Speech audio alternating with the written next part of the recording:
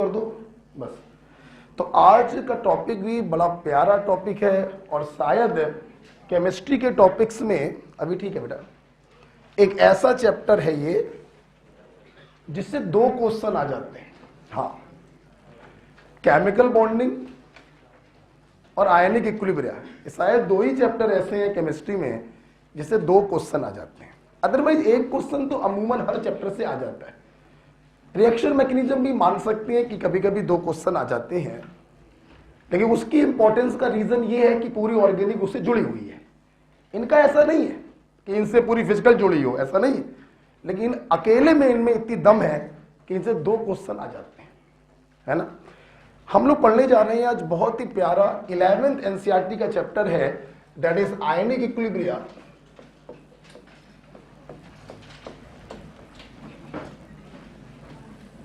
Ionic equilibrium कुछ नहीं बेटा, आपने मुझसे केमिकल इक्विलिब्रियम पढ़ा है ना, बस जो केमिकल इक्विलिब्रियम है वही आयनिक इक्विलिब्रियम।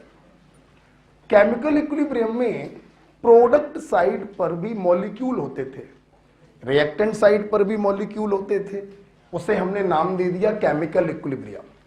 यहां पे क्या होगा, रिएक्टेंट साइड पर तो कोई मॉलिक्यूल होगा, लेकिन प्रोडक्ट साइड पर आयंस होते हैं। क्या होते हैं? तो इस इक्विलिब्रियम को नाम दे दिया गया आयनिक इक्विलिब्रियम, और कुछ नहीं। जैसे वहां पर हम लोग इक्विलिब्रियम कांस्टेंट निकालते थे, केसी, प्रोडक्ट की कंसंट्रेशन अपॉन रिएक्टेंट की कंसंट्रेशन, वैसे यहां पर भी हम लोग इक्विलिब्रियम कांस्टेंट निकालते हैं, प्रोडक्ट की कंसंट्रेशन अपॉन रिएक्टेंट की कंसंट्रेशन। ऑफ कोर्स बस शब्दों की हेराफेरी है। केमिकल इक्विलिब्रियम में हम लोग इक्विलिब्रियम कांस्टेंट को केसी और केपी बोलते थे, यहां पे हम लोग इक्विलिब्रियम कांस्टेंट को आयोनाइजेशन कांस्टेंट बोलते हैं। क्या बोलते हैं? क्या बोलते हैं? मतलब वही है, प्रोडक्ट की कंसंट्रेशन अपॉन रिएक्टेंट की कंसंट्रेशन। केमिकल इक्विलिब्रियम में अल्फा को नाम देते थे डिग्री ऑफ डिसोसिएशन, यहां पे अल्फा को नाम दे देते हैं degree of ionization. Everything is same, बस थोड़ा सा शब्दों की हेराफेरी हो गई है बस। ठीक है, आइए तो एक छोटा सा डिस्कशन हुआ। इसके बाद आयनिक इक्विलिब्रियम चालू करने से पहले, ये चैप्टर का नाम हो गया, डाल लिया होगा आप लोगों ने, हटा रहा है इसको। मैंने क्या किया है बच्चों, सब्सटेंस, कोई भी सब्सटेंस हो on the basis of ionization, on basis of, चाहे आयोनाइजेशन बोलो और चाहे क्या बोलो डिसोसिएशन, कि हमारा जो सब्सटेंस है वो टूट रहा है कि नहीं टूट रहा है। उस बिहार पर हमारे सब्सटेंस बच्चों दो प्रकार के हैं, एक इलेक्ट्रोलाइट और दूसरा है नॉन इलेक्ट्रोलाइट। अब देखिएगा हम कहां से चैप्टर चालू कर रहे हैं, सब्सटेंस से, और कैसे मैं आयनिक के अंदर घुस जाऊंगा अब पता नहीं चल पाएगा आपको, देखिएगा अभी। ठीक है, तो on the basis of ionization substance को दो भागों में क्लासिफाई किया है, इलेक्ट्रोलाइट और नॉन इलेक्ट्रोलाइट। इलेक्ट्रोलाइट हम उन्हें कहते हैं जो अपने आयंस में टूट जाते हैं, लिखते रहिएगा, जो आयंस में टूट जाए। जैसे आपको मालूम है एसिड H2SO4 को ले लो, पानी में डालोगे H+ और SO4- में टूट जाएगा। जैसे बेस पानी में डालोगे आयंस में टूट जाएगा, जैसे NaOH को ले लो, Na+OH-। जैसे सॉल्ट ले लो, NaCl ले लो, पानी में डालोगे अपने आयंस में टूट जाएगा। तो इन्हें कहते हैं इलेक्ट्रोलाइट। और नॉन इलेक्ट्रोलाइट जो अपने आयंस में ना टूटे। ओके, एग्जाम्पल के तौर पर शुगर, शक्कर को अगर तुम पानी में घोलोगे तो क्या शक्कर अपने आयंस में टूटती है? नहीं टूटती। तो शक्कर क्या हो गया? Non electrolyte. यूरिया क्या हो गया? Non electrolyte. ठीक है, जैसा कि मैंने अभी 2 मिनट पहले बोला कि आयनिक इक्विलिब्रियम में आयंस के बीच में इक्विलिब्रियम होता है, तो आयंस मिलने भी तो चाहिए। इसका मतलब आज का जो चैप्टर है वो नॉन इलेक्ट्रोलाइट के लिए नहीं है, आज का जो चैप्टर है वो इलेक्ट्रोलाइट के लिए। ठीक है, अच्छा, अब ये जो इलेक्ट्रोलाइट है ये पानी में घोलने पर कितना टूट रहे हैं, means what is the extent of ionization, 100% और लेस देन 100%। उस बिहाफ पर इलेक्ट्रोलाइट फर्दर 2 प्रकार के हैं, स्ट्रॉन्ग इलेक्ट्रोलाइट और वीक इलेक्ट्रोलाइट। स्ट्रॉन्ग इलेक्ट्रोलाइट 100% अपने आयंस में टूट जाते हैं, जबकि वीक इलेक्ट्रोलाइट लेस देन 100% अपने आयंस में टूटते हैं। तो electrolyte are further classified as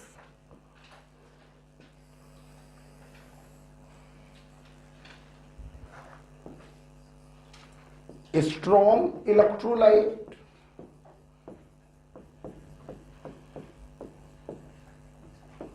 और बेटा वीक इलेक्ट्रोलाइट।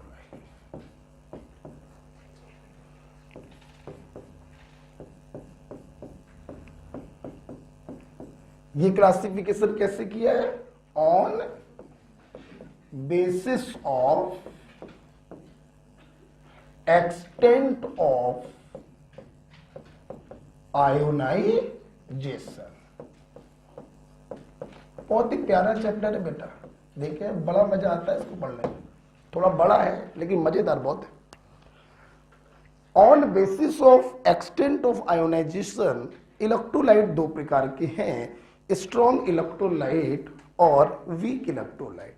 जगह खत्म हो गई है मेरे पास, ठीक है, तो मैं ऊपर लिखूंगा, आप यहां तक लिख चुके होंगे, ये पूरा लिख लिया आप लोगों ने, यहां तक लिख लीजिए जरा,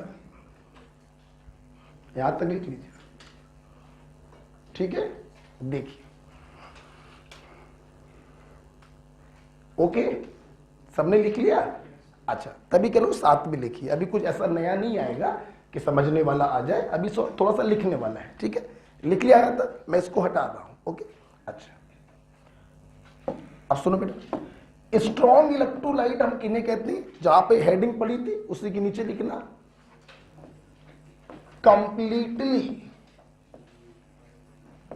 कंप्लीटली आयोनाइज्ड, उसी के नीचे लिखना स्ट्रॉन्ग इलेक्ट्रोलाइट को ब्रैकेट में बंद कर देना, कंप्लीटली आयोनाइज्ड। कंप्लीटली आयोनाइज्ड का मतलब है कि इनका जो डिग्री ऑफ आयोनाइजेशन होता है वो 100% होता है। क्या होता है बच्चों, परसेंट का जब साइन हटाते हैं तो 100 से डिवाइड करते हैं ना, तो चाहे बोलो अल्फा 100% होता है और चाहे बोलो अल्फा की वैल्यू 1 होती है, बेटा एक ही बात है। वीक इलेक्ट्रोलाइट के नीचे ब्रैकेट में लिखना बेटा पार्शियली आयोनाइज्ड।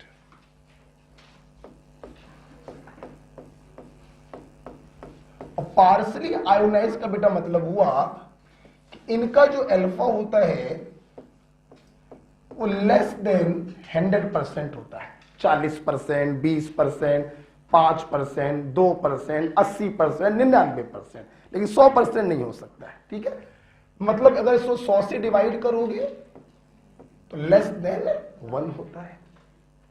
ठीक है, अच्छा देखना बेटा, जैसे माना ये कोई He है, ये कोई स्ट्रॉन्ग इलेक्ट्रोलाइट है और मैंने इसका C मोलर पानी में घोला। किसमें घोला? पानी में घोला। आपको मालूम है पानी का जो डाइलेक्ट्रिक कांस्टेंट होता है वो कैटायन और एनायन के बीच में लगने वाले फोर्स ऑफ अट्रैक्शन को ब्रेक कर देता है। तो चूंकि ये स्ट्रॉन्ग इलेक्ट्रोलाइट है तो ये 100% अपने आयनों में टूट जाता है। बेटा चूंकि ये आयंस पानी में पड़े हुए हैं, देखो हमेशा ध्यान रखना, जब भी कोई आयन पानी में होता है तो उस आयन का हाइड्रेशन जरूर हो जाता है। इसलिए अच्छा तरीका तो ये रहता है कि हम लोग आयन के बगल में जरूर लिखें एक्वस।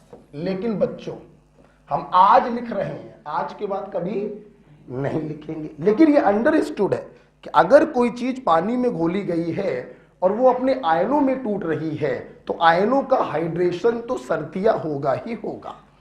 एक्चुअली में ये आयंस नहीं होंगे, ये एक्वस आयंस होंगे। ठीक है, सुनते रहिए। हाँ, अब बंद कर दीजिए पेन कॉपी।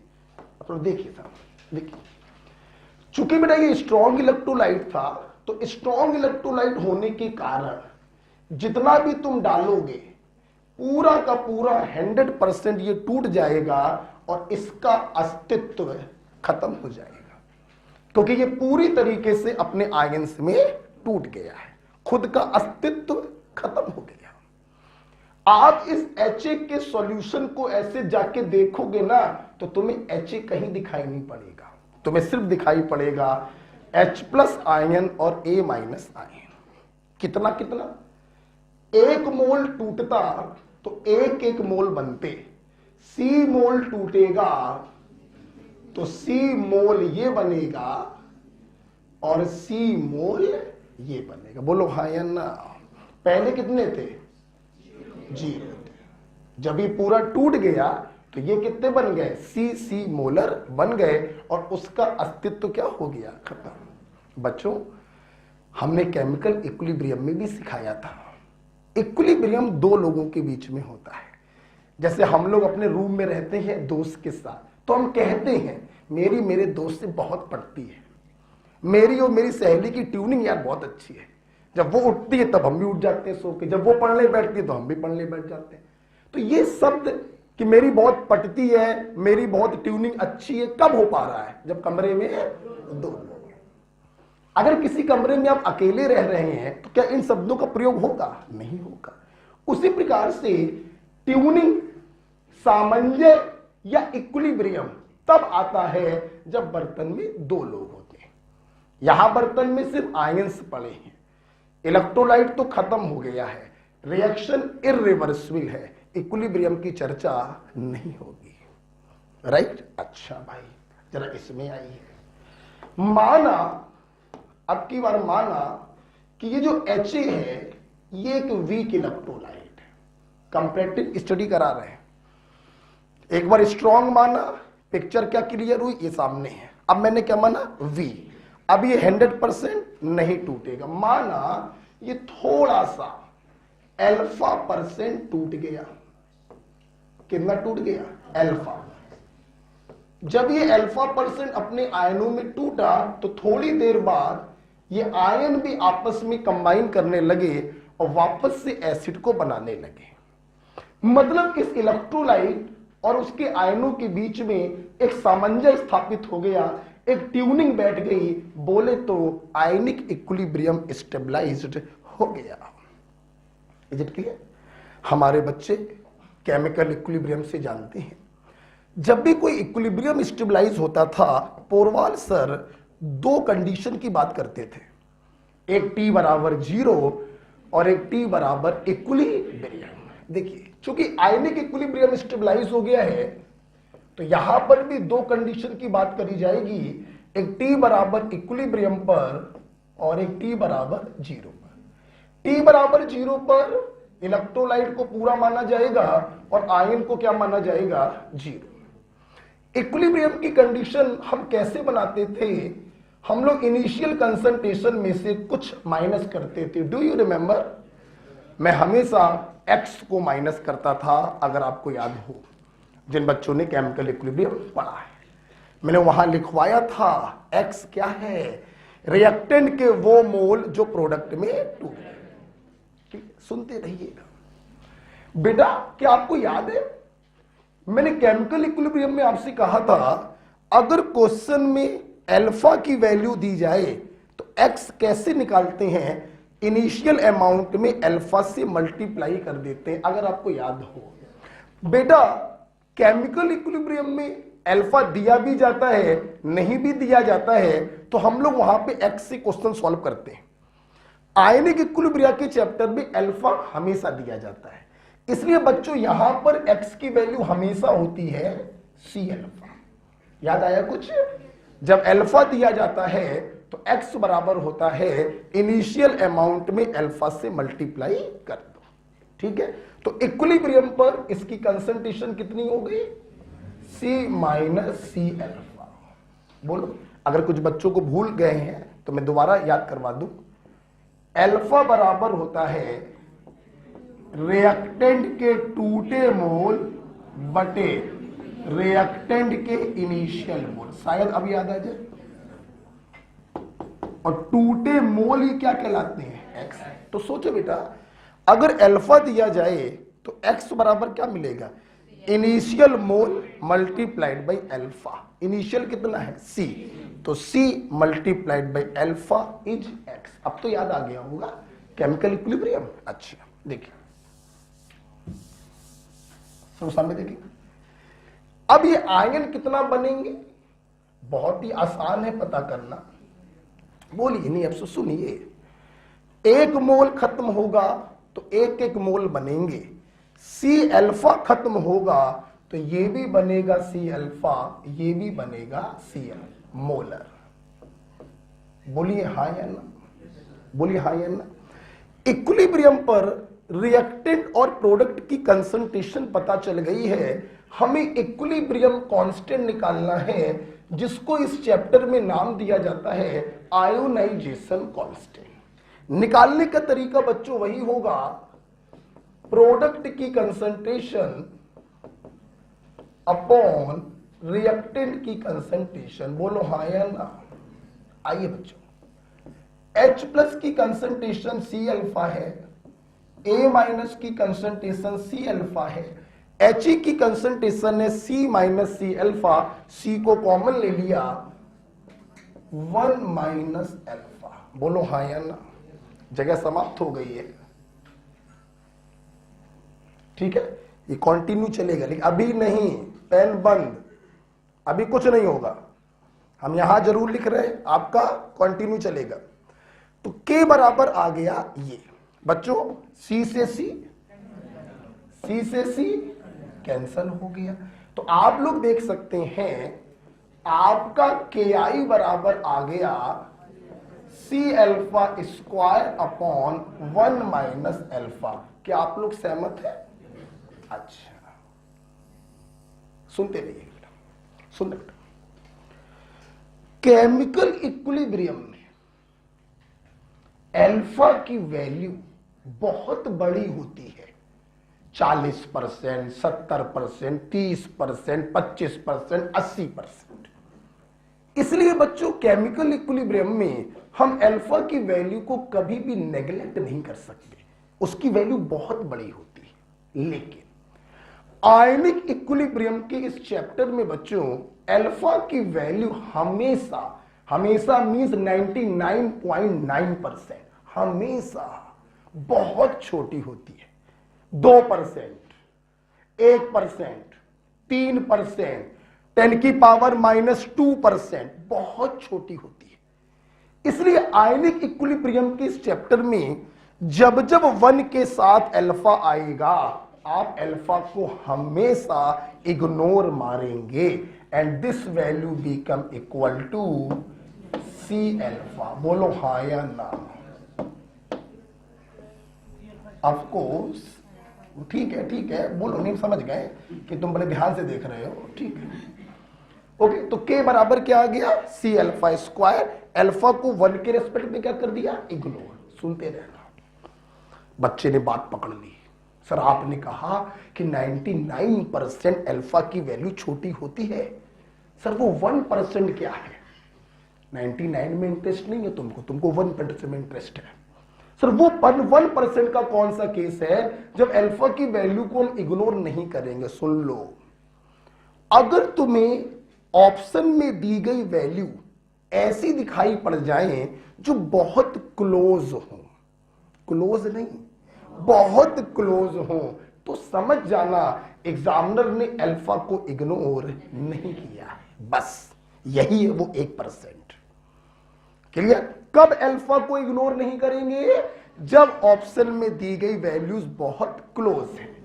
एक ऑप्शन में लिखा है 6.5, दूसरे में लिखा है 6.7, चौथे में लिखा है 6.2, तीसरे में लिखा है 5.95। तो ये वैल्यू काफी क्लोज आ गई हैं, तो समझ जाना एग्जामिनर ने अल्फा को इग्नोर नहीं कराया है। अदरवाइज बेटा आप सवाल लगा लो इसके 400, तो तुम्हें 4 सवाल नहीं मिलेंगे जिसमें अल्फा की वैल्यू रखी जा रही है। 99% क्वेश्चनों में बच्चों आयनिक इक्विलिब्रियम में हम अल्फा को 1 के रेस्पेक्ट में क्या कर देते हैं, इग्नोर कर देते हैं, क्योंकि यहां पे अल्फा की वैल्यू होती है 1%, 2%, 3%। क्लियर है? अच्छा, अभी बातें और बाकी हैं, लिखिए। ये कहां लिखोगे? इसके नीचे? नहीं, इसके नीचे लिख लो। हाँ, इसके नीचे, ठीक है। अब बिल्कुल आराम से अभी आत्मा के साथ जाएगा आयनिक, देखे चलिए बस आप।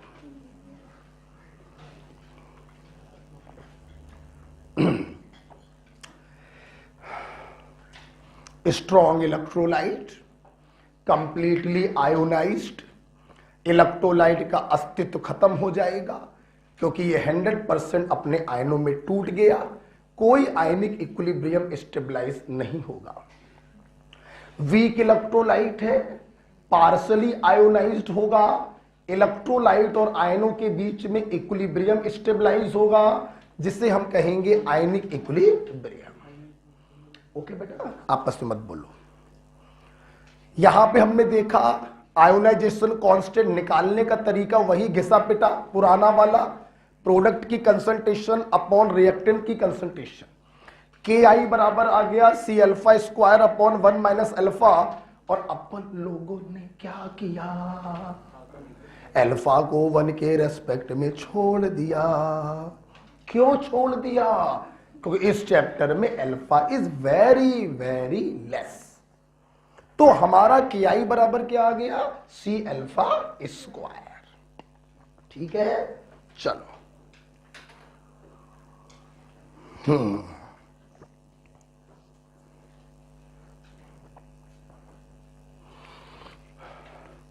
बच्चों लिखते लिखते बोलते भी जाओ, है ना बेटा। स्ट्रॉन्ग इलेक्ट्रोलाइट में मैंने HA को कट्टम कट्टा क्यों कर दिया? जब वो पूरी तरीके से आयोनाइज हो गया तो उसका अस्तित्व क्या हो गया, खत्म हो गया। ऑफ कोर्स, क्या यहां पे कट्टम कट्टा कर सकते हैं क्या? नहीं कर सकते। आप किसी भी समय पर इस बर्तन को ऐसे झांक के देखोगे, तुम्हें HA भी दिखाई पड़ेगा, H+ भी दिखाई पड़ेगा, A- भी दिखाई पड़ेगा, क्योंकि इक्विलिब्रियम स्टेबलाइज हुआ है। ओके, ठीक है। अच्छा भाई,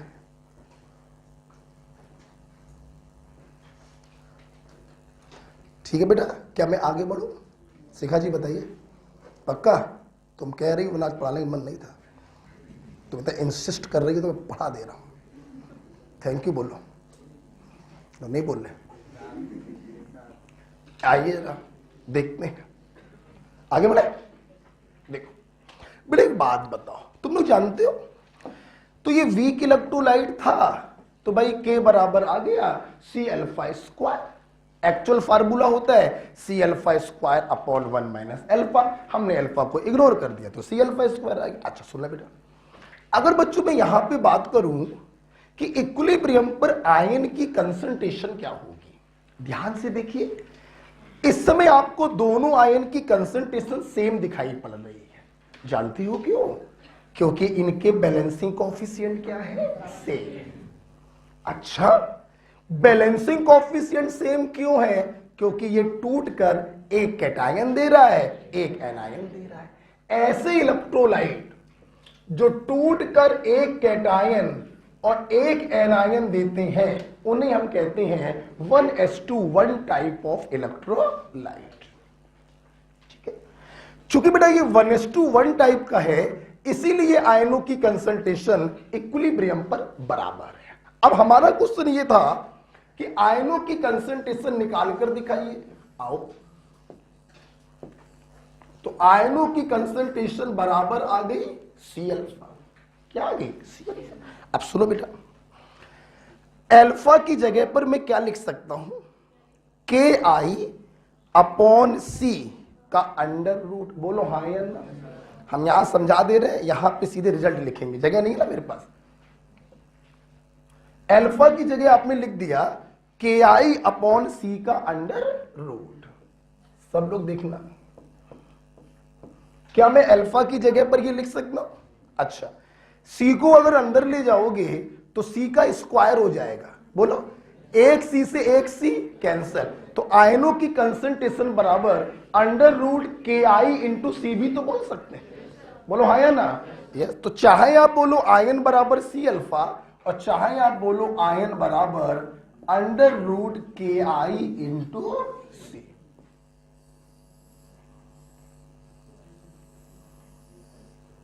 ओके बेटा, आई लगा दो।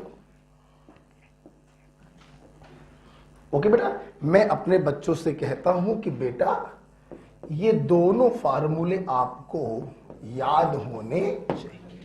और ये दोनों फार्मूले बच्चों कब लगते हैं? जब इलेक्ट्रोलाइट कैसा होता है? 1s2 1।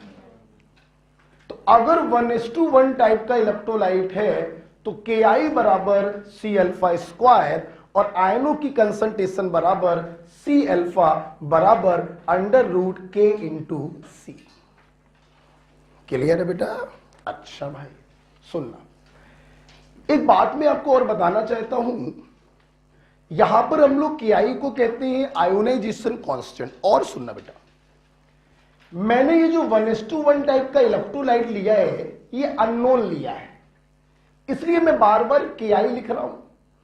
अगर बच्चों ये एसिड हो जाए तो Ki की जगह लिखने लगेंगे Ka, ionization constant of acid.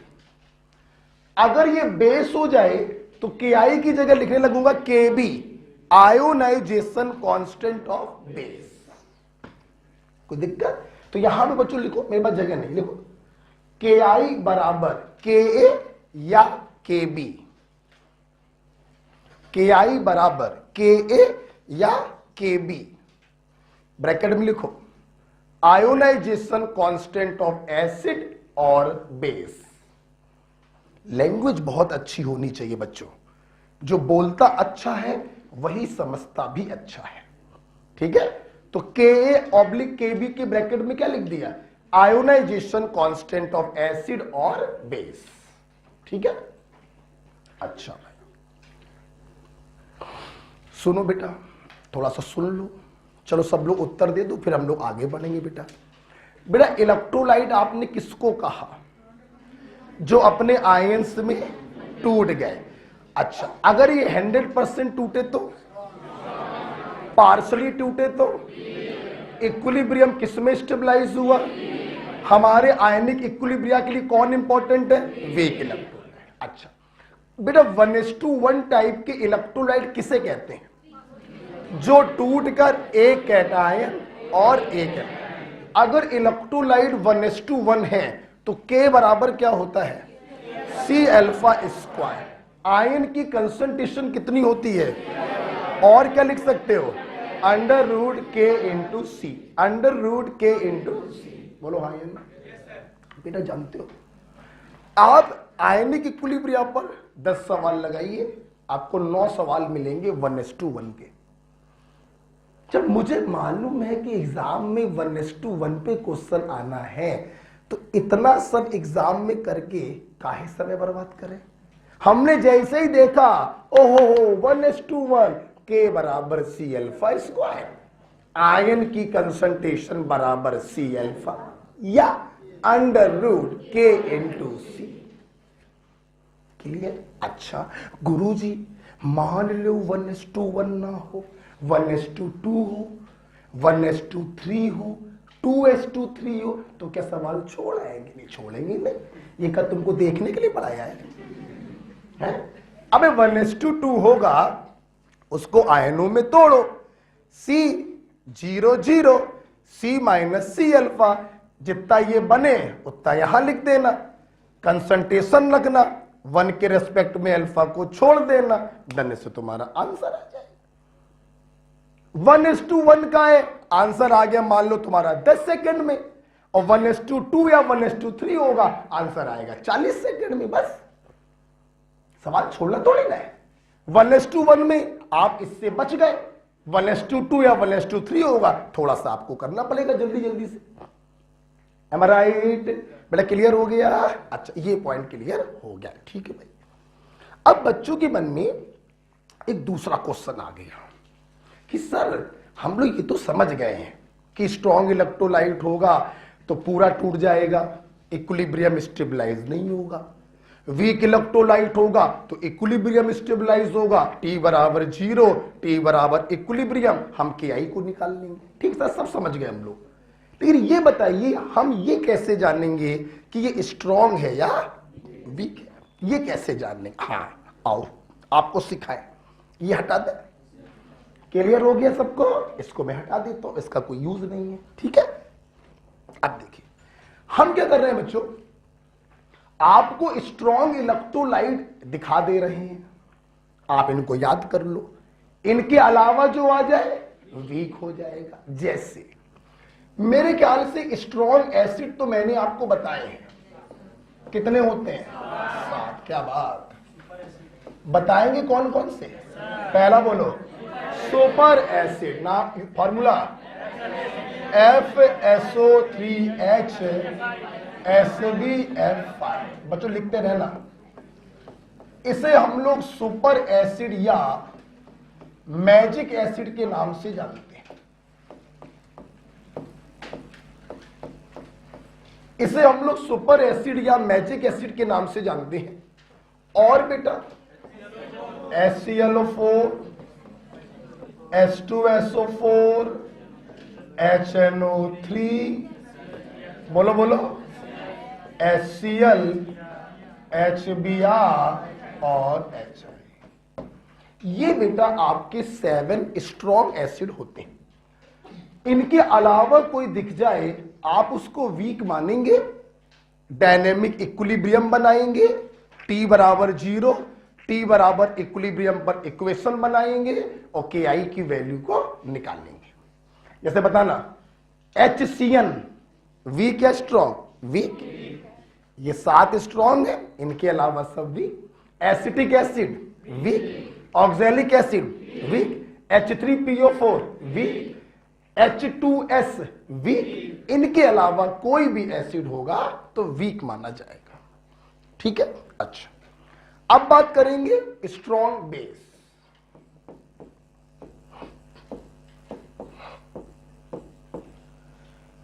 देखो बेटा स्ट्रॉन्ग बेस कौन कौन से होते हैं? Hydroxide of first A and second A except lithium and beryllium. Lithium और बेरिलियम की हाइड्रो ऑक्साइड को छोड़ दो बच्चों, बाकी सारे हाइड्रो ऑक्साइड स्ट्रॉन्ग बेस होते हैं। जैसे NaOH, KOH, RbOH, CSOH strong base, MgOH का होल ट्वाइस, CaOH का होल ट्वाइस, SrOH का होल ट्वाइस, BaOH का होल ट्वाइस, सब स्ट्रॉन्ग होंगे। वीक होते हैं LiOH, BeOH का होल ट्वाइस और इनके अलावा दूसरे, जैसे बोलो NH4OH वीक, FeOH का होल थ्राइस वीक, AlOH का होल थ्राइस वीक, बाकी सारे क्या होंगे? वीक। क्लियर है? अच्छा सुनना, एक हम तुम्हें गहरी बात बता दें, किसी को बताना मत, अंदरूनी बात है। क्या? सुनना, ये जो बेटा MgOH का होल ट्वाइस है, बेटा बोलो कौन? सुन, वैसे तो MgOH का होल ट्वाइस आप स्ट्रॉन्ग बेस मानेंगे। क्या मानेंगे? कोई दिक्कत नहीं, स्ट्रॉन्ग मानने की। लेकिन बेटा अगर ये मैग्नीशियम हाइड्रो ऑक्साइड किसी सॉल्ट के अंदर उपस्थित हो, मैंने क्या बोला? किसी सॉल्ट के अंदर उपस्थित हो तो आप इसको मानेंगे वीक। क्या मानेंगे? ध्यान रखिएगा। जैसे लिखिए मत, जैसे बच्चों अगर मैं बात करूं मैग्नीशियम क्लोराइड की, ये एक सॉल्ट है, HCl और MgOH का होल ट्वाइस, एसिड है HCl और इसके अंदर बेस है MgOH का होल ट्वाइस। तो जब इसके अंदर तुम बात करोगे तो तुम मैग्नीशियम हाइड्रो ऑक्साइड को वीक मानोगे। क्या मानोगे? तुम्हें ऐसे लिख कर दिया जाए आप स्ट्रॉन्ग मानिए, लेकिन किसी सॉल्ट के अंदर दिया जाए तो आप उसे वीक मानेंगे। क्या मानेंगे? सुनते रहिए बच्चों, इसी चैप्टर में आप लगभग 4 क्लास बाद पढ़ेंगे हमसे सॉल्ट हाइड्रोलिसिस। जब बोल दो सॉल्ट हाइड्रोलिसिस में बच्चे एक पॉइंट होता है, स्ट्रॉन्ग एसिड और स्ट्रॉन्ग बेस से बने सॉल्टों की हाइड्रोलिसिस नहीं होती है। ठीक, जैसे लिखिए आगे का पार्ट है, बस सुनिए। NaCl है, अब NaCl के अंदर बेस कौन सा है? NaOH which is a strong base. Acid कौन सा है? HCl which is a, this is the salt of strong base and strong acid, इसलिए इसकी हाइड्रोलिसिस नहीं होगी। ठीक, अब जो सुनना, बात करें MgCl2 की, तो इसके अंदर बेस कौन सा है? MgOH का होल ट्वाइस, और एसिड कौन सा है? तो ये तो स्ट्रॉन्ग है। अब स्ट्रॉन्ग तो ये भी होता है, लेकिन सॉल्ट के अंदर अगर है तो आप इसको क्या मानेंगे? तो आप बताओ इसकी हाइड्रोलिसिस होगी कि नहीं होगी? Because this is the salt of strong acid and weak. हमारा पॉइंट क्लियर हुआ? तो अगर मैग्नीशियम हाइड्रोक्साइड ऐसे बेस दिया गया है आप उसे स्ट्रॉन्ग मानिएगा, लेकिन किसी सॉल्ट के अंदर अगर उपस्थित है तो आप उसे वीक मानेंगे। हाँ या ना? क्लियर हो गया? तो बताओ बेटा, MgCl2 कोई तुमसे पूछे किसका सॉल्ट है तो आप उत्तर देना स्ट्रॉन्ग एसिड वीक बेस का सॉल्ट है। तो बताओ इसकी हाइड्रोलिसिस होगी? बिल्कुल होगी। कुछ क्लियर हुआ? अच्छा, तो बेटा ध्यान रखिएगा, आप लोग एक काम ये कर लो कि MgOH के होल ट्वाइस पर आप स्टार लगा लेना कि पोरवाल सर ने इसके बारे में कुछ बताया था। बस स्टार लगा लो, जब भी रिवाइज करोगे याद आ जाएगा सर ने क्या बताया था। ठीक है, अब बेटा हम लोग लास्ट आते हैं सॉल्ट में।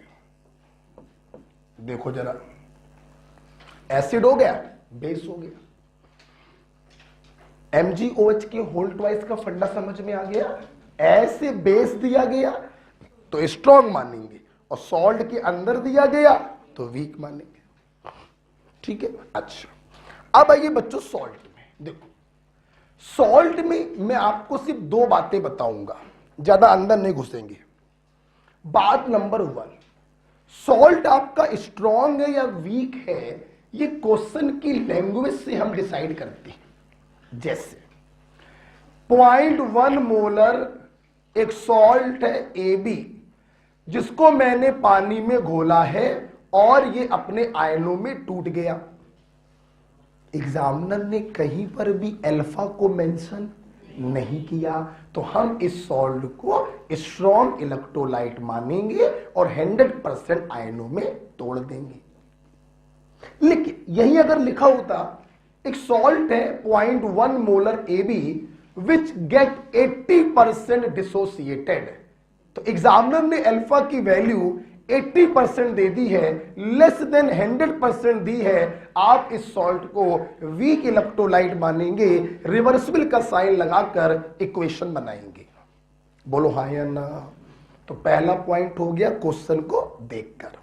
दूसरा पॉइंट देखिए बेटा, सॉल्ट भी 2 प्रकार के होते हैं।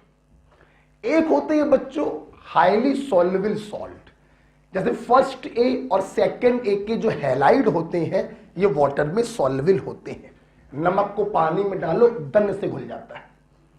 और दूसरे होते हैं स्प्रैंगली सॉल्युबल सॉल्ट, जो वाटर में बहुत ही जरा सा डिसॉल्व होते हैं, ना के बराबर डिसॉल्व होते हैं। तो बच्चों अगर हाईली सॉल्युबल सॉल्ट है तो उसे ऐसे स्ट्रॉन्ग इलेक्ट्रोलाइट ट्रीट करते हैं, और अगर स्प्रैंगली सॉल्युबल सॉल्ट है तो उसे वीक इलेक्ट्रोलाइट की तरह ट्रीट करते हैं। ओके, तो यहां पे बस मैं ये बताना चाहूंगा, अगर हाईली सॉल्युबल सॉल्ट है बच्चों तो उसे हम लोग ट्रीट करते हैं स्ट्रॉन्ग इलेक्ट्रोलाइट। जैसे आपका नमक ले लो, CaCl2 ले लो, एटसेट्रा। ज्यादा नहीं घुसना इसके अंदर, अगर हमारा सॉल्ट स्प्रैंगली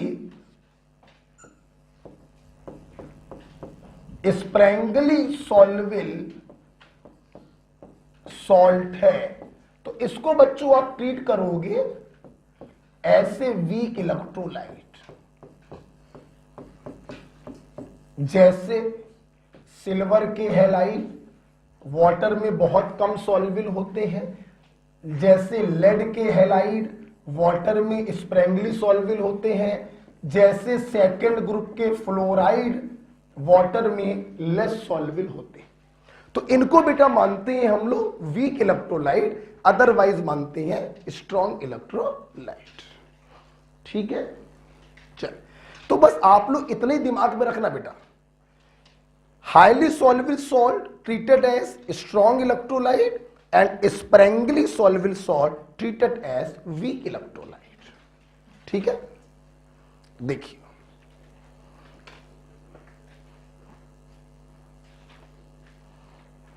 आराम से लिखिए जरा।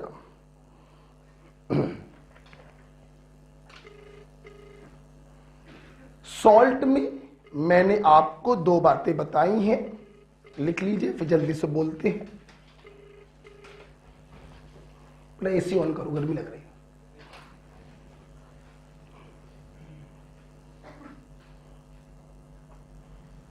लिख लिया सब लोगों ने? पक्का? चल अब तुम लोग की स्ट्रॉन्ग और वीक की विडंबना खत्म हो गई। ये रहे आपके सामने स्ट्रॉन्ग, इनके अलावा जो हो वीक। मैं बस आपसे दो स्पेशल पॉइंट पूछना चाहूंगा। मैग्नीशियम हाइड्रोक्साइड क्या है? Strong base. वीक कब मानोगे? जब सॉल्ट के अंदर होगा। बच्चों सॉल्ट में मैंने दो तरीके बताए, एक तो क्वेश्चन को देख के अंदाजा लगाएंगे कि स्ट्रॉन्ग होगा या वीक, और दूसरा मैंने बताया highly soluble salt are strong electrolyte and sparingly soluble salt are weak electrolyte. Okay बच्चों बोलेंगे अगर 1:1 टाइप का वीक इलेक्ट्रोलाइट है तो इक्विलिब्रियम कांस्टेंट, जिसे आयोनाइजेशन कांस्टेंट कहते हैं, बराबर क्या होगा? C⁴/1 - बोला करो पूरा, फिर बाद में ये अंडरस्टूड है कि 1 के रेस्पेक्ट में अल्फा को छोड़ देंगे। अच्छा बच्चों आयनों की कंसंट्रेशन क्या होगी? या तो बोलो C⁴ या फिर बोलो √KI/C। अच्छा बेटा अगर आपको 1:2 या 1:3 टाइप के सवाल दे दिए जाए तो क्या छोड़ के आओगे सवाल? अपना तोड़ेंगे, इक्विलिब्रियम पर इक्वेशन बनाएंगे, KI का फार्मूला लिखेंगे, कंसंट्रेशन रखेंगे, काटा पीटी करेंगे, अपना आंसर आ जाएगा। बोलिए हाँ या ना? चलिए जो कुछ भी आप लोगों ने हमसे पढ़ा है आइए उस पर छोटे छोटे एक सवाल कर लिया जाए। तैयार है सब लोग? सब लोग तैयार है? चलिए एक क्वेश्चन करते हैं छोटा सा। आइए मैं करूंगा, आपसे देखिए लिखेंगे। Calculate H+ ion concentration and degree of ionization, बोले तो alpha, in 0.1 molar HCl solution, bracket में Ka बराबर 10⁻⁻⁵। ठीक है चलो पेन पर पहले गेट जरा बंद कर दो, पीछे खुला हुआ है, हवा आ रही। क्या देखो छोटा सा बिल्कुल सवाल दिया अपने जैसा, ठीक है देखना। पहले मुझे आप ये बता दीजिए कि आपको जो वीक इलेक्ट्रोलाइट दिया है ये 1:1 है या नहीं है? कैसे पहचानना? एक कैटायन दे रहा है, एक एनायन दे रहा है, ये 1:1 टाइप का इलेक्ट्रोलाइट है। बच्चों क्लियर हो गया? अच्छा सुनना, तुमने ये कैसे पहचाना कि ये वीक एसिड है? अपने स्ट्रॉन्ग एसिड कितने हैं, उसके अलावा सब। एक तुम्हें अंदर की बात और बता दे, कहो तो बता दे, कान लाओ बता दे। सुनना, हम कितने लोग के पास आएंगे, मैं थक जाएंगे, इतना नहीं कर पाएंगे बेटा। मैं बात बताओ, अगर बेटा ये ना भी लिखा होता, आप जानते हो बच्चों, आयोनाइजेशन कांस्टेंट की अगर वैल्यू दी गई है तो ये अंडरस्टूड होता है कि वो इलेक्ट्रोलाइट वीक है। क्योंकि स्ट्रॉन्ग एसिडों के लिए, अभी मैं लिखवाऊंगा थोड़ी देर बाद, स्ट्रॉन्ग एसिड या स्ट्रॉन्ग बेस या स्ट्रॉन्ग सॉल्ट के लिए आयोनाइजेशन कांस्टेंट की चर्चा नहीं करी जाती। आयोनाइजेशन कांस्टेंट अगर किसी का दिया गया है तो 1,00,000% वो इलेक्ट्रोलाइट वीक है। क्लियर? चलो आगे बढ़ते हैं। चलो कायबे काका पूछा गया है, H+ आयन की कंसंट्रेशन पूछी गई है और अल्फा की वैल्यू पूछी गई है। दो कॉली का सवाल, आ जाओ पहले निकालते हैं H+ आयन की कंसंट्रेशन। बच्चों हमारे पास दो फार्मूले होते हैं, एक होता है C∝, एक होता है √K इंटू, कौन सा लगाओगे? C∝, √K into C। क्यों? क्योंकि अल्फा की वैल्यू तो मालूम ही नहीं है, तो √KA इंटू, अब कुछ बच्चे सोच रहे होंगे पीछे लिखवाया था √KI इंटू C, यहां लिखवा दिया √KA इंटू C। क्यों? क्यों? अबे ये क्या है? एसिड के लिए KI की जगह क्या लिखोगे? K। बेस होता तो KI की जगह K। KI तो एक जनरल टर्म हो गया, एसिड के लिए लिखोगे तो Ka लिख दोगे, बेस के लिए लिखोगे तो K भी लिख दोगे। ठीक है, रखिए वैल्यू Ka 10⁻⁻5 कंसंट्रेशन, दशमलव हटाओगे 10⁻⁻6 हो जाएगा, उसका अंडर रूट लोगे तो 10⁻⁻3 मोलर। ओके बच्चों, अब बच्चों इन्होंने क्या पूछा था? Degree of ionization. हमें मालूम है Ka बराबर C∝²। ठीक है, K भी मालूम है, C भी मालूम है, अल्फा निकालना है। दो कौड़ी का क्वेश्चन हो गया। √KA/C। Ka की वैल्यू है 10⁻⁻5, C की वैल्यू है 0.1। दशमलव हटाएंगे, ऊपर माइनस का 4 हो जाएगा और माइनस के 4 का अंडर रूट लेंगे तो 10⁻⁻2 बाहर आएगा, दैट इज 0.01। बच्चों अगर इसे परसेंट में बदलोगे तो 100 से मल्टीप्लाई करोगे तो इसी को आप लिख सकते हो 1%। This is answer number 2। खत्म। ओके, तो अल्फा बराबर चाहे बोलो 0.01 चाहे बोलो 1%। देख रहे हो मेरी बात सत्य साबित हो रही है। अल्फा की वैल्यू इस चैप्टर में बच्चों बहुत कम होती है, 1%, 2%, 3% ऐसे होती है। इसलिए अल्फा को हमेशा क्या मारोगे? इग्नोर। ठीक है, चलो एक सवाल ये हो गया है ना, हटा दे। फिर से बोल दो, ये वीक इलेक्ट्रोलाइट है, दो तरीके से एक्सप्लेन करो। एक तो उन 7 में से नहीं है इसलिए वीक है, दूसरा K का वैल्यू दिए जाने का मतलब ही है कि ये वीक है। नेक्स्ट पॉइंट, कैसे पहचाना ये 1:1 है?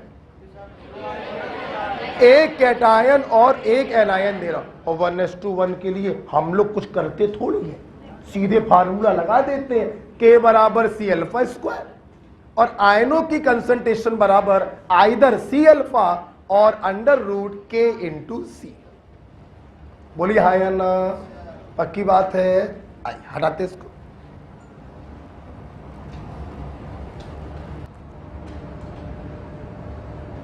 देखो तो हम लोगों ने आज जो पढ़ा, एक बार फिर से सब लोग बोलेंगे, अपन का जो पूरा खेल है वो इलेक्ट्रोलाइट का है। इलेक्ट्रोलाइट दो प्रकार के, स्ट्रॉन्ग और वीक। स्ट्रॉन्ग इलेक्ट्रोलाइट अपने काम की नहीं है क्योंकि वो 100% आयोनाइज हो जाते हैं। अपने काम के होते हैं वीक इलेक्ट्रोलाइट जो पार्शियली आयोनाइज होते हैं और आयनों के बीच में एक इक्विलिब्रियम स्टेबलाइज होता है जिसे हम आयनिक इक्विलिब्रियम कहते हैं। अगर इलेक्ट्रोलाइट 1:1 टाइप का है तो कुछ भी करने की जरूरत नहीं है, K बराबर C अल्फा स्क्वायर और आयन की कंसंट्रेशन बराबर C अल्फा बराबर √K इंटू C। सवाल ये उठा, हम पहचानेंगे कैसे ये वीक होगा या स्ट्रॉन्ग होगा? तो स्ट्रॉन्ग हमने आपको याद करवा दिए, उनके अलावा जो भी होंगे वो वीक हो। एक सवाल बच्चों मैंने आपको करवा दिया, वो आपको क्लियर हो गया होगा, ठीक है। अब हम लोग थोड़ा सा आगे बढ़ने जा रहे हैं। पेन कॉपी बंद, फिर सामने देखेंगे, फिर सामने देखेंगे। देखिए अगेन आराम से यूजिंग K बराबर C अल्फा स्क्वायर। अगर A लगा दिया है तो इसका मतलब आयोनाइजेशन कांस्टेंट ऑफ एसिड हो गया। आप I भी लगा सकते हो। यहां से बेटा अल्फा K तो बेटा एक कांस्टेंट होता है, जितने भी कांस्टेंट है they all are temperature dependent only. Okay, ये कांस्टेंट है तो मैं अल्फा की जगह पे लिख सकता हूं कि alpha is inversely proportional to √ of concentration. बोलो हाँ या ना, लिख सकता हूं। अच्छा देखना बेटा, के कांस्टेंट हो गया तो अल्फा स्क्वायर बराबर 1/c, तो अल्फा बराबर √1/c। देखना यहां से बेटा एक पॉइंट ये क्लियर हो रहा है, अगर किसी वीक इलेक्ट्रोलाइट का तुम कंसंट्रेशन कम करो तो उसके अल्फा की वैल्यू बढ़ जाएगी। हायर कंसंट्रेशन कम कैसे करते हैं? आपने वॉल्यूमेट्रिक में पढ़ा था, पानी डालकर। इसे कहते हैं डाइल्यूशन। क्या कहते हैं? मतलब अगर किसी वीक इलेक्ट्रोलाइट का आप डाइल्यूशन करेंगे, आप उसमें पानी डालेंगे तो उसकी कंसंट्रेशन कम हो जाएगी, और कंसंट्रेशन अगर कम हो जाएगी तो उसका डिग्री ऑफ डिसोसिएशन बढ़ जाएगी। मतलब वो अपने आयनों में और ज्यादा डिसोसिएट होने लगेगा, मतलब फॉरवर्ड प्रोसेस तेज हो जाएगा। तो यहां से ये पॉइंट क्लियर हो रहा है, जैसे जैसे पानी डालते जाओगे कंसंट्रेशन कम होती जाएगी, अल्फा की वैल्यू बढ़ती जाएगी। क्लियर हो गया? आप इस चीज को और सॉल्व कर सकते हैं ऐसे, कंसंट्रेशन बराबर होता है मोल्स अपॉन वॉल्यूम। बोलो हाँ या ना। अगर हम इलेक्ट्रोलाइट के अमाउंट को कांस्टेंट कर दें तो कंसंट्रेशन की जगह पर 1/v को रखा जा सकता है। तो अगर आप यहां पर 1/v को रखेंगे तो v चला जाएगा। मतलब एक डायरेक्ट रिलेशन ये भी निकल कर आता है कि अगर किसी वीक इलेक्ट्रोलाइट का वॉल्यूम बढ़ाया जाएगा तो उसका डिग्री ऑफ डिसोसिएशन बढ़ जाएगा। चाहे ऐसे समझ लो चाहे ऐसे समझ लो, बात तो एक ही। वॉल्यूम बढ़ाने का मतलब ही होता है कंसंट्रेशन का कम होना, तो डिग्री ऑफ डिसोसिएशन बढ़ता चला जाए। मतलब तुम पानी डालते जा रहे हो, वॉल्यूम बढ़ाते जा रहे हो, अल्फा बढ़ता जा रहा।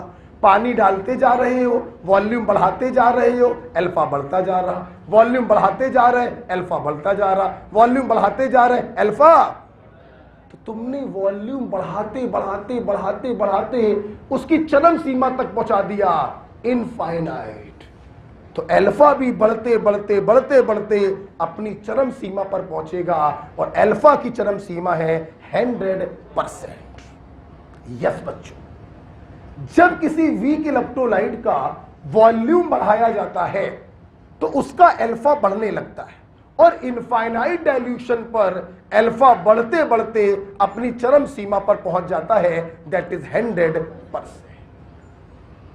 मेरे बच्चे जानते हैं 100% का मतलब हो गया strong electrolyte. Yes, infinite dilution पर weak electrolyte work like a strong electrolyte and this law is called Ostwald dilution law. बोलो क्या कहते हैं इसको, बोलो क्या कहते हैं इसको।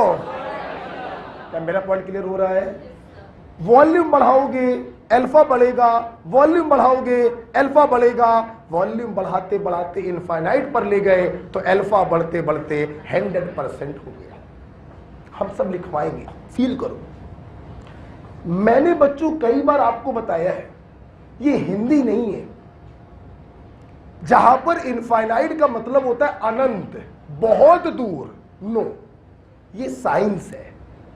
साइंस का इनफाइनाइट अनंत नहीं होता है, बहुत दूर नहीं होता है। फील करेंगे, फील करेंगे। ये मेरी क्लास है, वो पीछे सबसे जो दूर बच्चा बैठा है हमसे बहुत दूरी पर है, लेकिन वो मुझे देख रहा है, मुझे सुन रहा है, मुझे समझ रहा है, वो मेरे प्रभाव में बैठा है, वो इनफाइनाइट नहीं है। लेकिन 4 कदम दूर इस दीवार के पीछे जो लड़का बैठा होगा, क्या वो मुझे सुन रहा है? क्या वो मेरे प्रभाव में है? मेरे लिए वो इनफाइनाइट है। जबकि दूरी के मामले में ये दूरी कम है, वो दूरी ज्यादा। तो ये हिंदी नहीं है, ये साइंस है। साइंस कहती है जहां पे मेरा प्रभाव खत्म हो जाए, मेरे लिए वो दूरी इनफाइनाइट है। क्लियर हुआ? उसी प्रकार से तुमने बोला वॉल्यूम बढ़ाते बढ़ाते इनफाइनाइट कर दिया, तो इनफाइनाइट का मतलब ये थोड़ी ना है कि समुद्र भर के पानी डाल दिया या तालाब भर के पानी डाल दिया, नहीं। इसको भी फील करेंगे। एक चम्मच शक्कर की ली, उसको 1 कटोरी के पानी में घोला, पियो, अच्छा खासा मीठा लगेगा। लेकिन यही 1 चम्मच छत पर जो पानी की टंकी रखी रहती है 500 लीटर की, उसमें ये शक्कर घोलाओ और अब पियो, मीठा लगेगा? मतलब प्रभाव क्या हो गया? खत्म। Yes, this is the infinite dilution. Even मैंने पानी की टंकी बहुत ज्यादा ही बोल दिया है। आप बाल्टी में भी अगर डालते हैं तो भी बाल्टी में मिठास नहीं आएगी। ये शक्कर बाल्टी भर के पानी में जब डालोगे तो ये ऐसे बिहेव करेगा जैसे ये शरबत ना होकर प्योर सॉल्वेंट हो। Yes, this is the infinite dilution. जहां पे सॉल्यूशन सॉल्वेंट की तरह बिहेव करने लगा, this is the infinite dilution. हमें तालाब भर के पानी नहीं डालना है, ना समुद्र भर के पानी डालना। फीलिंग आ रही है थोड़ी? क्लियर हुआ पॉइंट? तो हमारे बच्चों ने देखा कि जैसे जैसे किसी वीक इलेक्ट्रोलाइट में पानी डालते हैं, उसका डाइल्यूशन बढ़ाते हैं, उसकी कंसंट्रेशन कम होती जाती है और डिग्री ऑफ आयोनाइजेशन बढ़ता जाता है। और इनफाइनाइट डाइल्यूशन पर it work like a strong electrolyte. This is called Ostwald dilution law. Feel किया कि नहीं किया? फील किया? लिखेंगे इसको। क्या यहां तक लिख लिया आप लोगों ने? यहां तक लिखिए, फिर नीचे लिखेंगे इसी के नीचे 10 on increasing dilution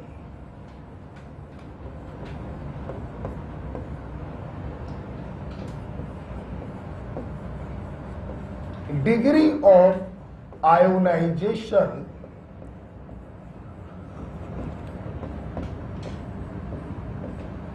increases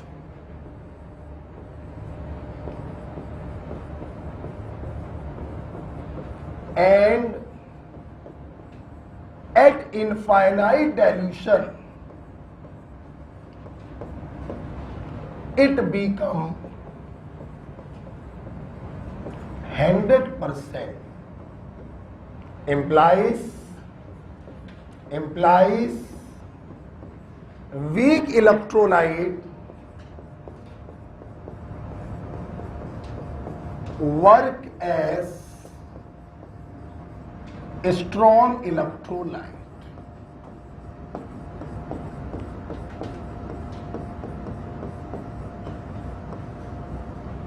implies weak electrolyte work as strong electrolyte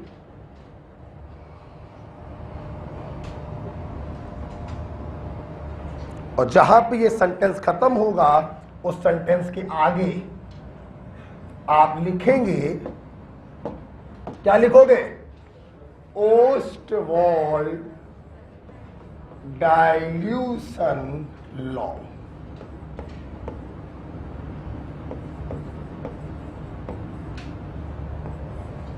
Ostwald dilution law.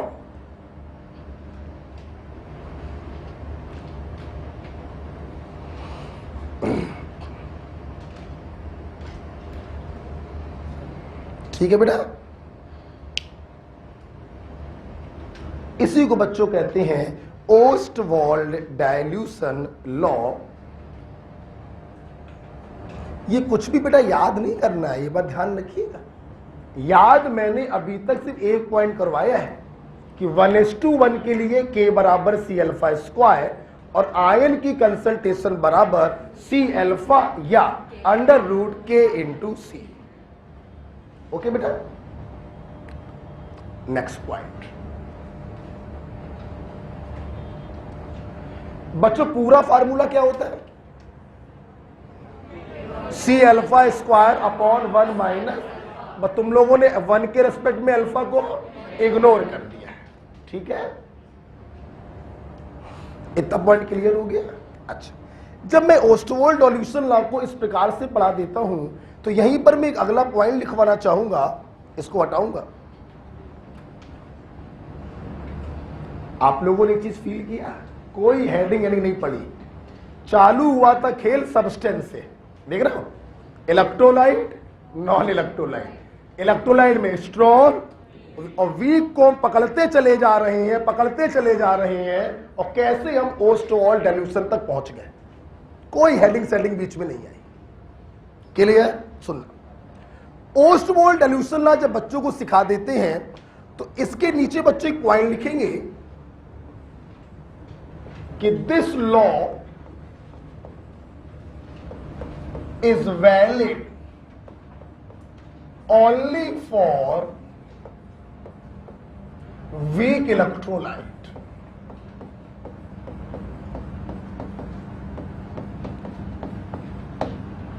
This law is valid only for weak electrolyte. ये स्ट्रॉन्ग पे नहीं लगता। क्यों नहीं लगता? अबे स्ट्रॉन्ग में तो कोई इक्विलिब्रियम ही नहीं होता, और जब कोई इक्विलिब्रियम ही नहीं है तो वहां पे डाइल्यूशन लॉ काहे बात कर। ये तो हो गया वर्बली। अब मैं इस पॉइंट को वर्बली नहीं मैथमेटिकली एक्सप्लेन करना चाहूंगा। वर्बली तो हो गया, स्ट्रॉन्ग इलेक्ट्रोलाइट में इक्विलिब्रियम ही नहीं है, और जब इक्विलिब्रियम ही नहीं होगा तो काहे बात का के, काहे बात का ओस्टवाल्ड डाइल्यूशन लॉ। अब मैं इसी चीज को मैथमेटिकली एक्सप्लेन करूंगा। देखिएगा, मैथमेटिकली आप लोगों ने अभी अभी पढ़ा K बराबर C alpha square upon 1 minus alpha for 1:2। बच्चे सोच रहे होंगे गुरुजी आपकी बार आपने पूरा फार्मूला लिख दिया, क्या चक्कर है? चक्कर क्या है बे? तुमने स्ट्रॉन्ग इलेक्ट्रोलाइट को ध्यान में रख के लिखा है फार्मूला। तो स्ट्रॉन्ग के लिए अल्फा की वैल्यू क्या होती है? 1। क्या उसको 1 के रेस्पेक्ट में छोड़ दोगे क्या? नहीं, इसलिए पूरा लिखा। आप देख लो, स्ट्रॉन्ग इलेक्ट्रोलाइट के लिए अल्फा की वैल्यू क्या होती है? 1। 1 में से 1 गया और समथिंग अपॉन 0। कहने का मतलब, अगर ये फार्मूला स्ट्रॉन्ग इलेक्ट्रोलाइट पे लगाया जिसके लिए अल्फा की वैल्यू 1 होती है, के की वैल्यू आएगी इनफाइनाइट, जो कभी भी पॉसिबल नहीं। मैंने मैथमेटिकली भी प्रूफ किया कि अगर ये फार्मूला, ये ओस्टवाल्ड डाइल्यूशन लॉ आपने स्ट्रॉन्ग इलेक्ट्रोलाइट पर लगाया तो अल्फा की जगह रखना पड़ेगा 1 और something upon 1 equal to infinite, जो संभव है नहीं। Yes, for strong electrolyte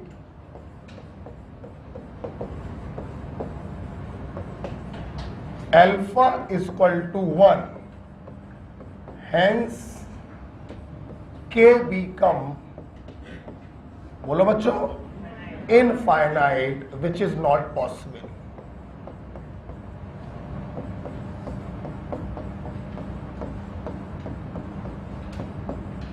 yes बेटा, यही रीजन होता है कि स्ट्रॉन्ग इलेक्ट्रोलाइट पर हम कभी भी नहीं लगा सकते हैं ओस्टवाल्ड डाइल्यूशन लॉ।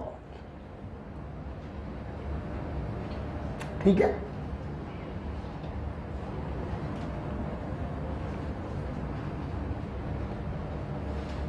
ओके बेटा।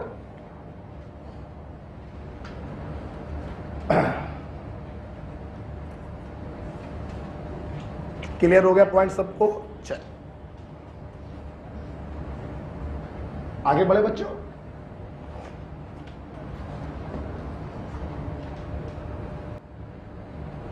तो अब हम लोग पढ़ने जा रहे हैं कॉमन आयन इफेक्ट।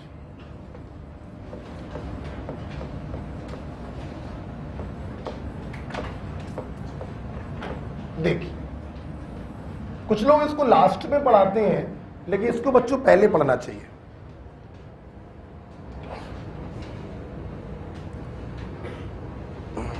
अभी तक की पूरी थ्योरी क्लियर हो गई? क्लियर होगी थ्योरी? चलिए, ये कॉमन आयन इफेक्ट क्या है, इसको सीखने से पहले हम इसकी लैंग्वेज लिखवाना चाहेंगे। लिखिए,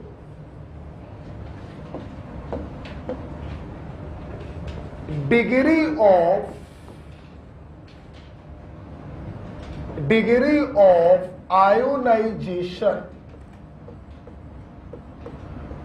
of a weak electrolyte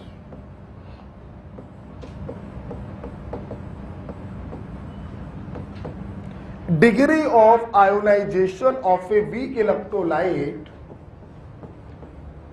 decreases in presence of a strong electrolyte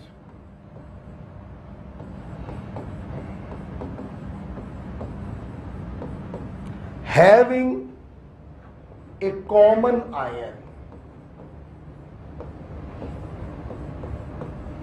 common ion को आज के बाद में Ci लिखा करूंगा।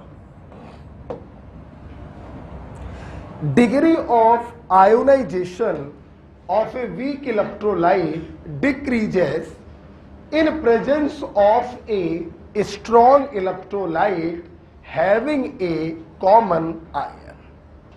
लिख लिया? बंद कर दो कॉपी। एक ये ऐसा कॉन्सेप्ट है जो आज के बाद हर जगह लगेगा, ध्यान रखिएगा, ध्यान से देख लीजिए। जगह मेरे पास कम पड़ेगी, मैं इसको हटाना चाहूंगा, हटा दो। देखिए, चलिए सामने देखिए, हमारे पास बच्चों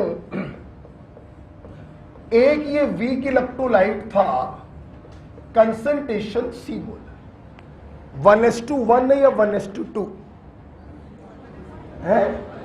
1:1, CH3COO माइनस H प्लस 1:1। ये बेटा टूटेगा अपने आयंस में।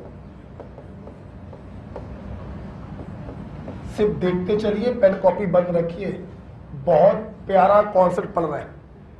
इसमें से सी अल्फा को माइनस कर दिया तो सी माइनस सी अल्फा, ये कितना सी अल्फा, ये कितना, देखना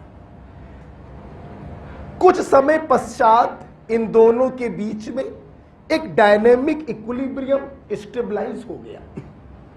ना अब इसका कंसंट्रेशन घटेगा, ना अब इसका कंसंट्रेशन बढ़ेगा, क्योंकि दोनों के बीच में डायनेमिक इक्विलिब्रियम आ चुका है।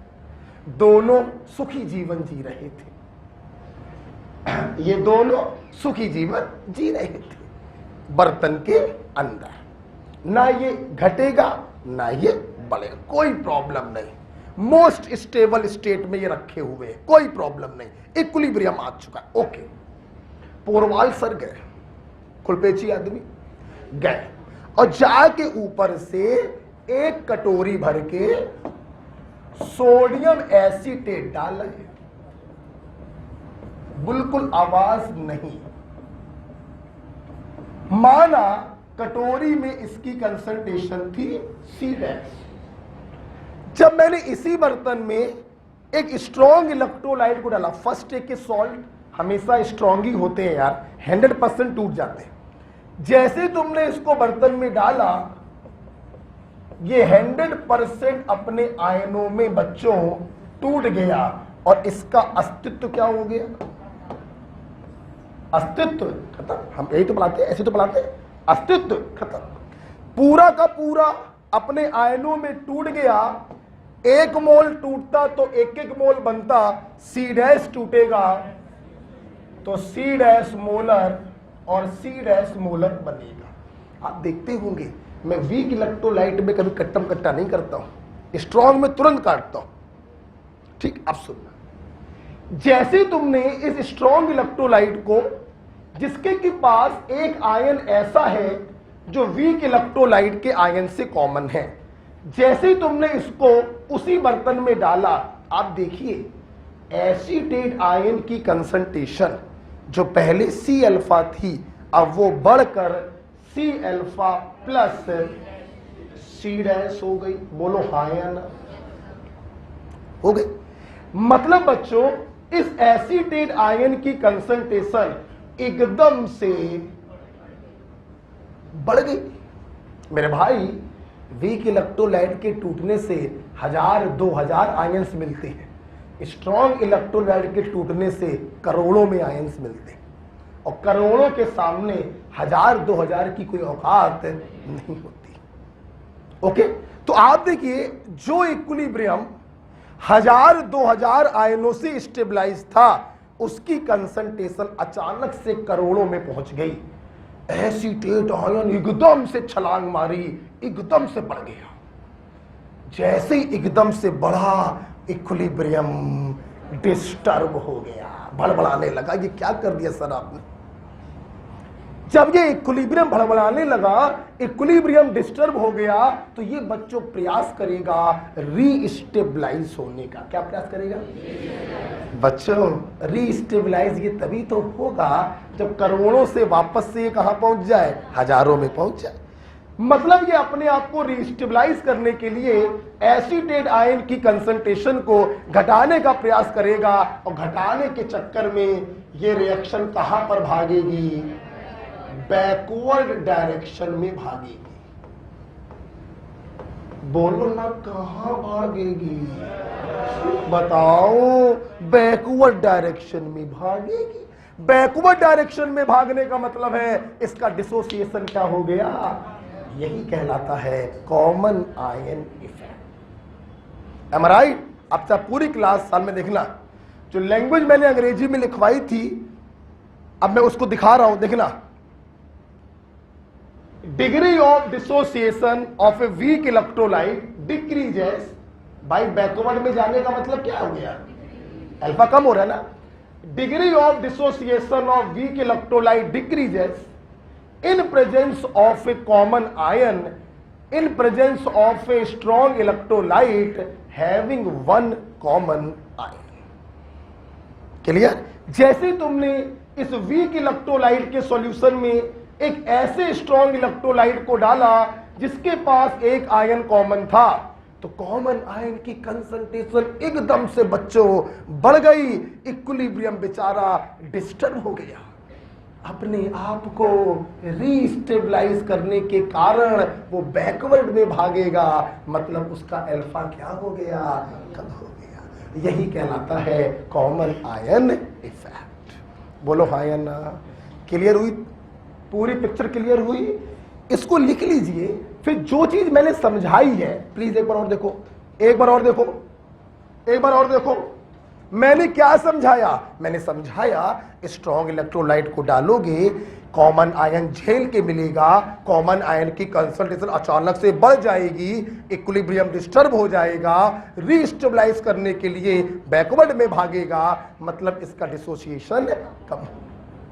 यही समझाया। आप इसको लिख लो, इस समझाने वाली चीज को भी मैं लिख पाऊंगा। ठीक है, आप ये लिखो। यही होता है बच्चों कॉमन आयन इफेक्ट। ऐसे पढ़िएगा कि घर पे जाके अगर तुम्हारा दोस्त तुमसे पूछ ले तो उसको पढ़ा सको। क्रिस्टल क्लियर पिक्चर होनी चाहिए।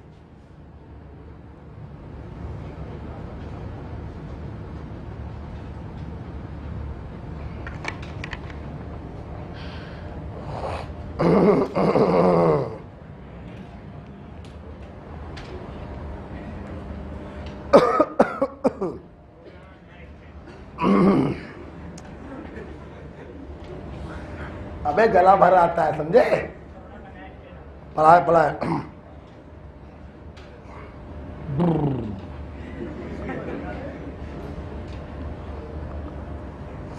मस्ती करते रहो, सिलेक्शन तो हो ही जाएगा, आज नहीं तो कल।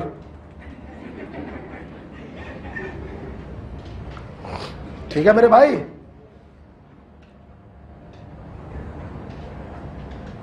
बहुत प्यारा कॉन्सेप्ट है कॉमन है, ध्यान रखना।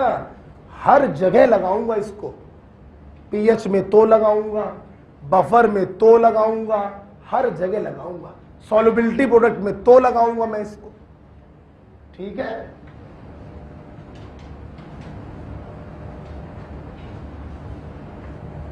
ठीक। तो बच्चों ये जो मैंने यहां पे आपको सिखाया है, क्या मैं इसको लैंग्वेज के रूप में लिखवा दूं? लिखवाओ?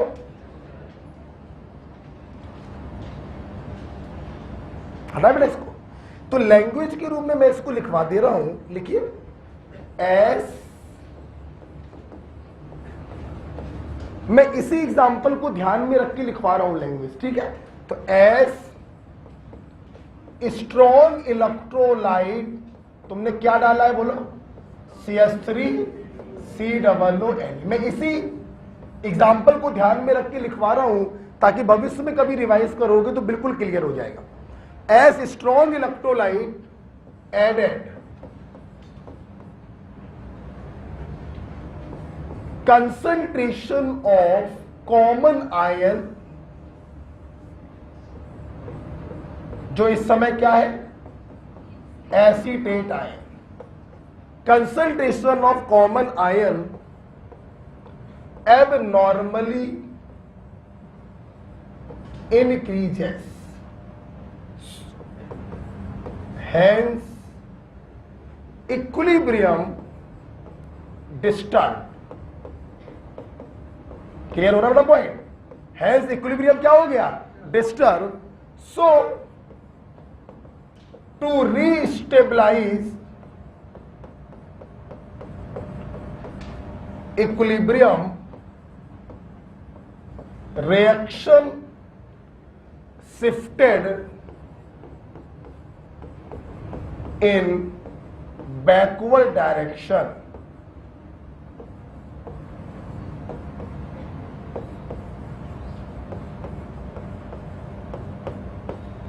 hence alpha बोलो डिक्रीज।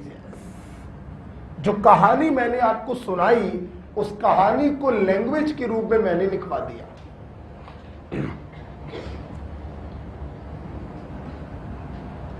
ओके बेटा?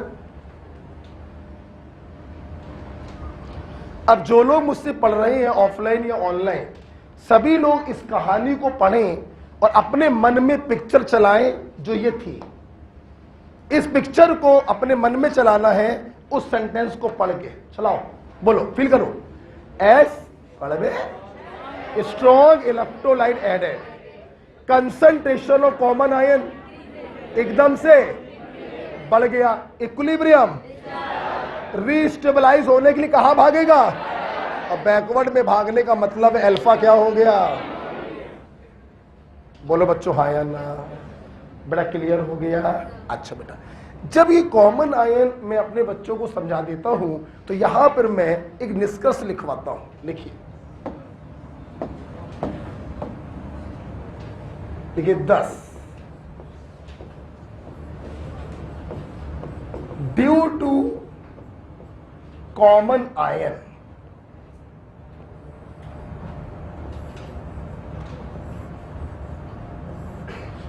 देखिए 10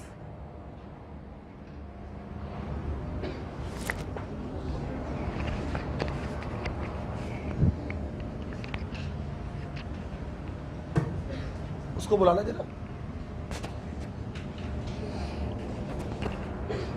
है नहीं।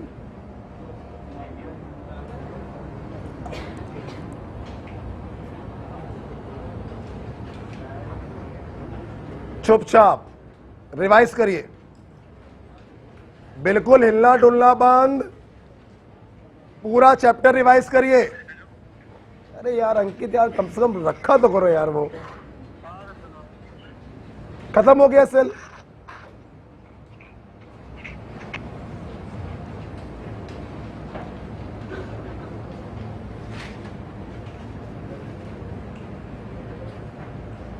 पूरा चैप्टर रिवाइज हो जाना चाहिए।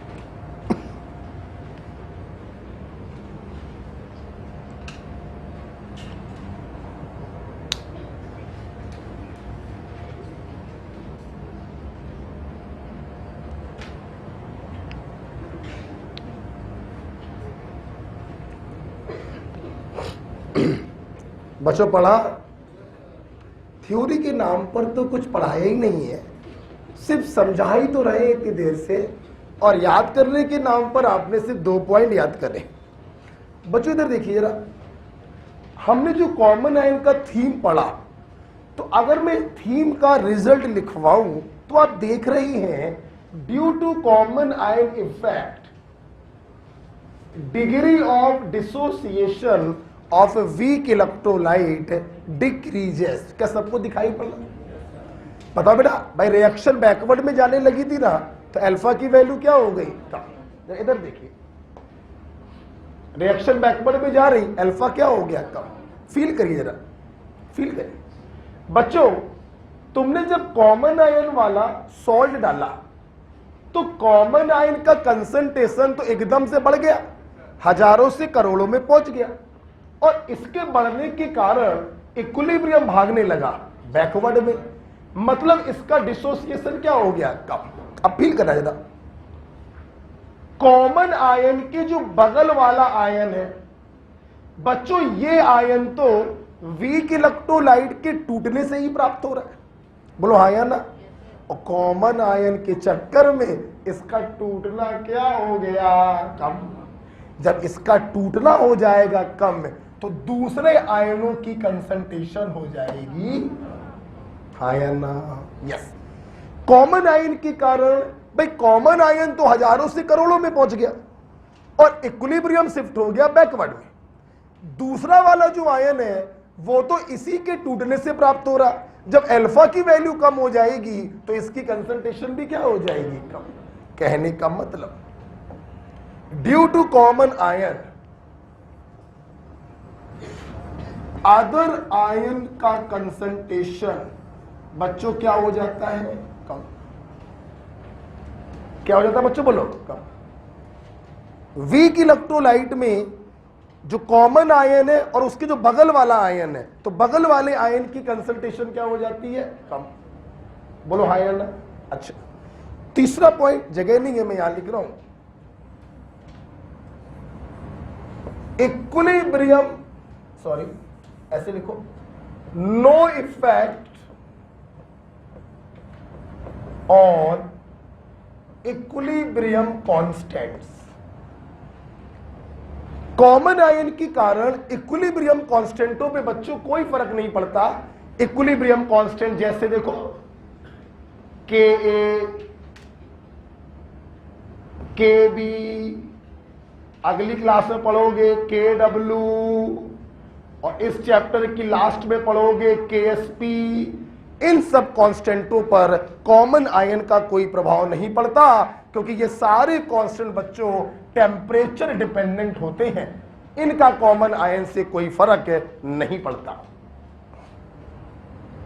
Okay, next.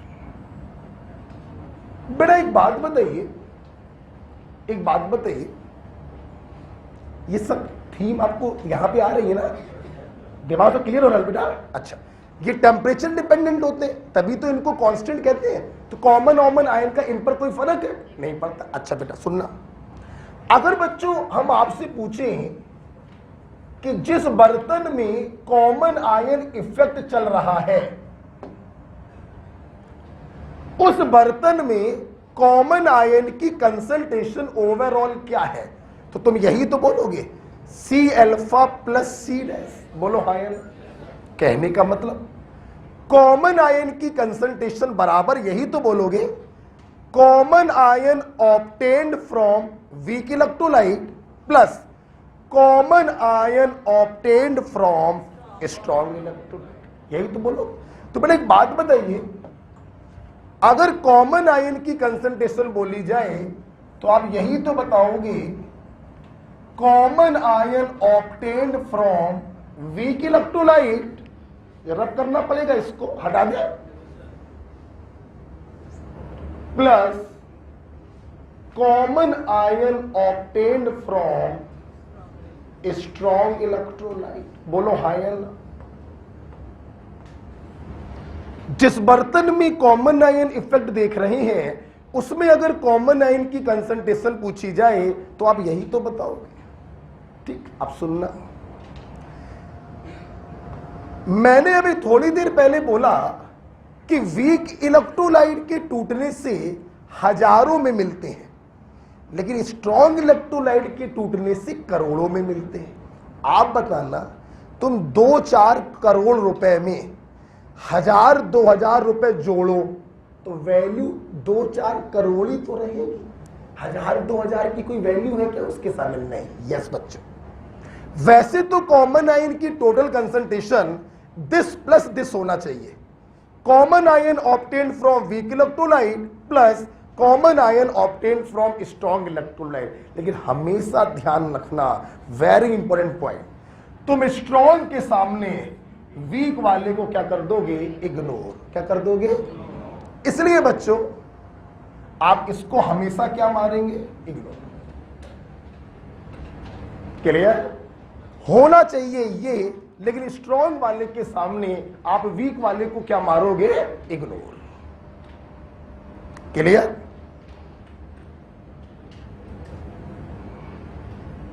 लास्ट,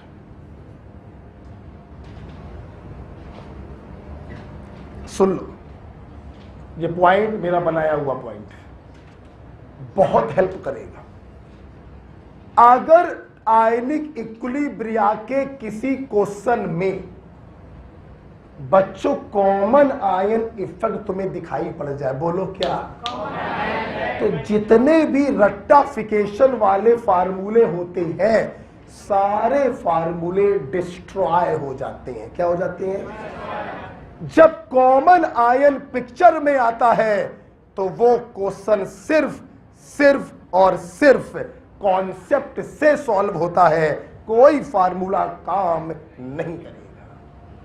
तुमने अभी 2 घंटे पहले 1:1 इलेक्ट्रोलाइट के लिए 2 फार्मूले पढ़े थे। K बराबर C अल्फा इसका पढ़े थे। आयन की कंसंट्रेशन बराबर √Ka इंटू C पढ़े थे। दोनों फार्मूले डिस्ट्रॉय अगर पिक्चर में कौन आ गया।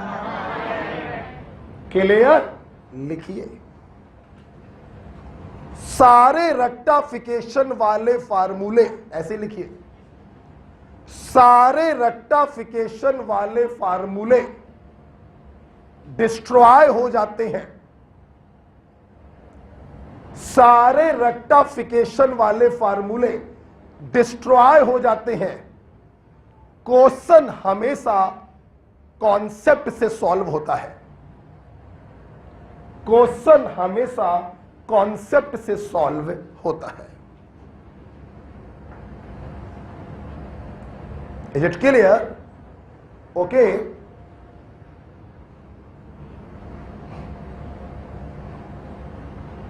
क्लियर है बेटा? पक्का? तो आज मेरे बच्चों ने कॉमन आयन इफेक्ट में ये देख लिया कि जब वीक इलेक्ट्रोलाइट में कोई स्ट्रॉन्ग इलेक्ट्रोलाइट डालते हैं, जिसके पास कोई कॉमन आयन हो तो कॉमन आयन की कंसंट्रेशन एकदम से बढ़ जाती है, इक्विलिब्रियम डिस्टर्ब हो जाता है और रीस्टेबलाइज करने के लिए बैकवर्ड में भागता है, जिसके कारण उसका अल्फा क्या हो जाता है? बच्चे देखो, जब अल्फा कम हो गया तो दूसरे आयन की कंसंट्रेशन भी कम, क्योंकि दूसरा आयन तो उसके टूटने से मिल रहा था, कम हो गया। इक्विलिब्रियम कांस्टेंटों पे कोई फर्क नहीं पड़ेगा। कॉमन आयन की कंसंट्रेशन वैसे तो होनी चाहिए common ion from weak electrolyte plus common ion from strong electrolyte, लेकिन आप वीक वाले को क्या कर दोगे? इग्नोर कर दोगे। और लास्ट पॉइंट क्या बोला? सारे रेक्टाफिकेशन फार्मूले डिस्ट्रॉय हो जाते हैं। क्वेश्चन हमेशा कॉन्सेप्ट से सॉल्व होता है। बेटा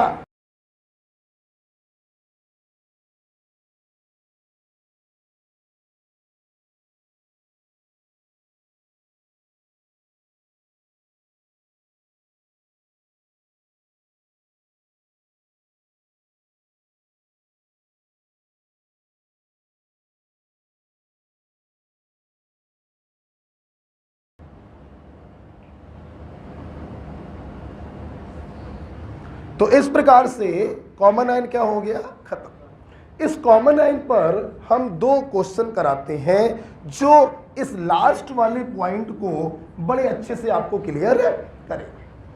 ठीक है, जो हम लोग करेंगे कल इन 2 क्वेश्चनों के बाद हम लोग पढ़ेंगे एक बड़ा प्यारा कॉन्सेप्ट है, दैट इज पीएच।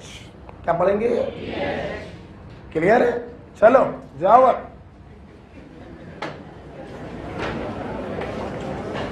अच्छे से रिवाइज करके आना इसको। ओके, बीच में बिल्कुल डिस्टर्ब मत करना इस चैप्टर को।